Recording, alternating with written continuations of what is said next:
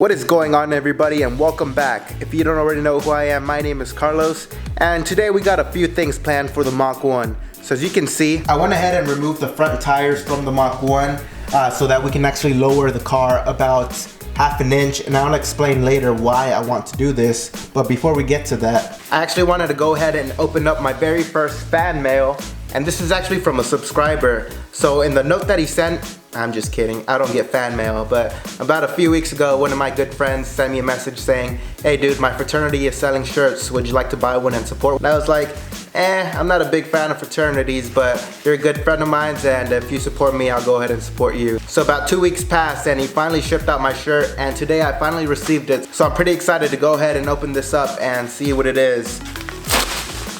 Hey, and look what we have here. Not even a note or anything.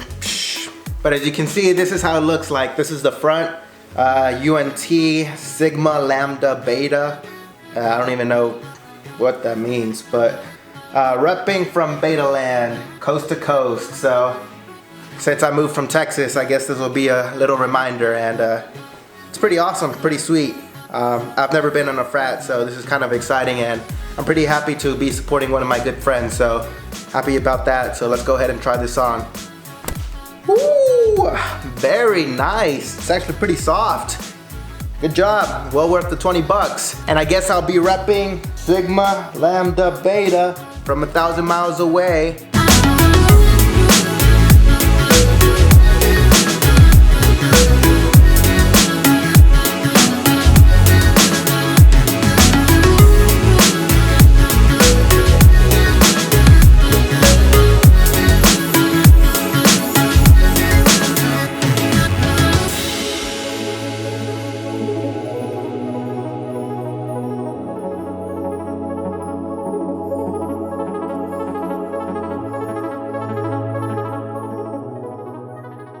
So I know a lot of you may be wondering, dude, why do you keep lowering and raising your car? Like, what's the deal with that?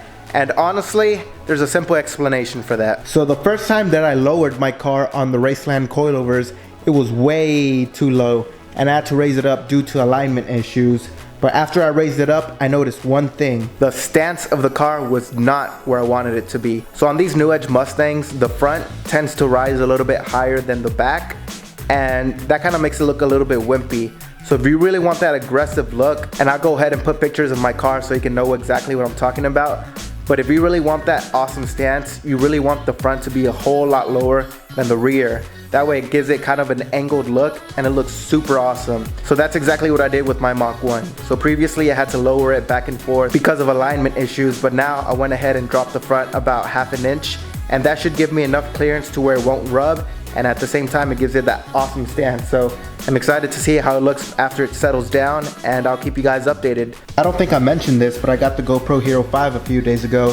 Pretty sweet, should give me some good angles. Also a few weeks ago, I noticed this huge rock chip.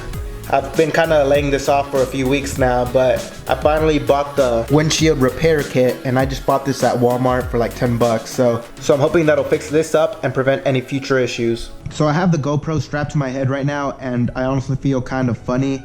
But basically this is all what comes with the kit. It's not a lot of stuff, and it's basically self-explanatory.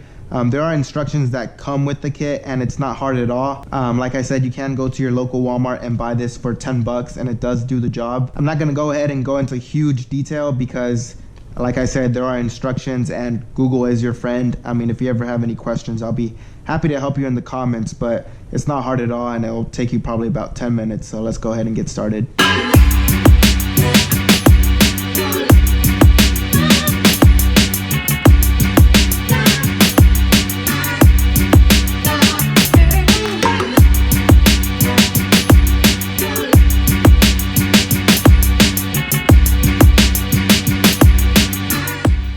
So now that the plunger's in, it's gonna kind of act like a vacuum, and it's gonna suck up all the resin, and that's gonna take about 10 minutes. So while we wait for that, we're gonna go ahead and restore some of the faded black pieces that are inside the engine bay, but mostly we're gonna go ahead and restore this chin spoiler that always gets scraped, and honestly it's pretty dull and it kind of takes away from the nice azure blue. So we're gonna go ahead and restore this using Mother's Back to Black trim cleaner and the restorer. And I've never used these before, but I've heard great things about these, so we're gonna go ahead and clean it and then restore it. It's a very simple process, but it can make a huge difference. So I'm excited to see how this is gonna look.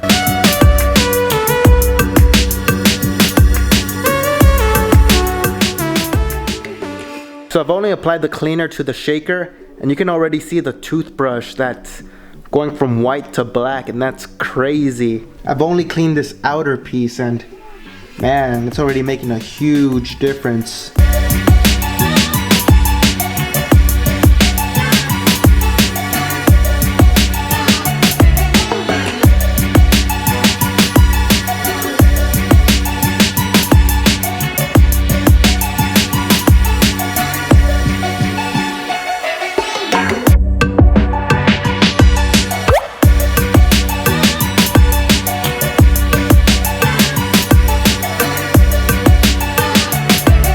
Alright, so it is currently the next day. It was getting too dark for me to finish recording, but I wanted to show you the finished products in the sunlight. So this is how it looks.